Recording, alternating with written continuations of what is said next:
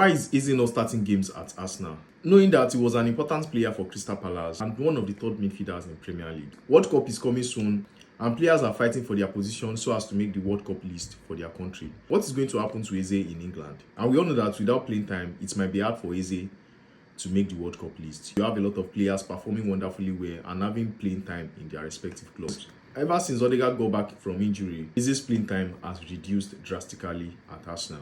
But considering the fact that Eze is a player that can play different role and position for Arsenal, he can play as an attacking midfielder, he can play as a number 8, he can play as a left winger, even right winger. He's also a player that can play as a false 9. We can say Arteta can try Eze and Odegaard together, but if Arteta should put Eze and Odegaard in the same game, this will affect either Zubimendi or Declan Rice, and this will disrupt the midfield balance. Trossard and Martinelli also have advantage over Eze because they are players that can press well. Their off-ball movement is very better than Eze.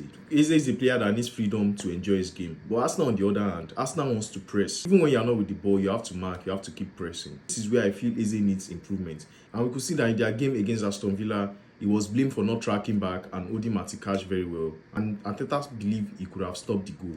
Eze hasn't been in his Crystal Palace best. After his hat-trick against Tottenham, he hasn't scored any goal since then. But according to Arteta, it was a workload management. He was just trying to manage his minutes. He believes he has played 22 out of 28 games and he needs him to rest, he needs him to be fit, blah blah blah. He doesn't want fatigue to set in and all of that. That has been Arteta's excuse.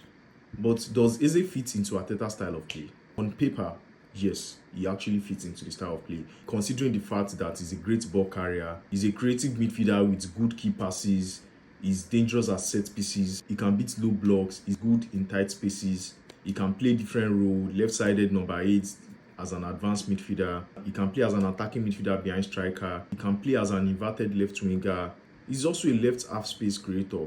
This makes him to fit into different positions in Arsenal. The only issue now is Eze might struggle as a pure winger or in the touchline because the role requires constant pressing without the ball, and Eze is not really good with this. But one thing I believe is with time, Eze is going to fit into Arteta's system and style of play. But as it stands, the squad depth is mad.